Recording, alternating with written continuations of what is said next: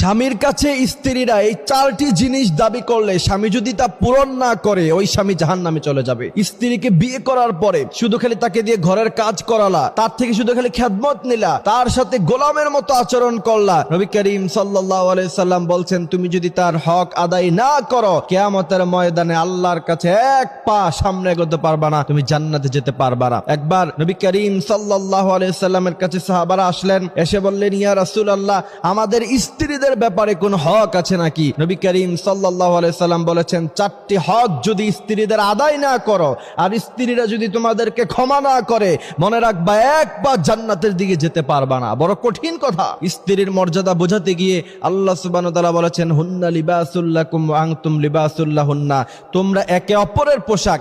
এই জায়গাটাতে আল্লাহ পাক স্বামী এবং স্ত্রীকে সমান অধিকারের কথা বলে দিয়েছিলেন। এই জন্য অবশ্যই খেয়াল রাখতে হবে আপনার স্ত্রীকে আপনি সর্বোচ্চ তাকে মর্যাদা দিতে হবে, তার অধিকার আপনাকে আদায় করতে হবে। প্রথম নাম্বার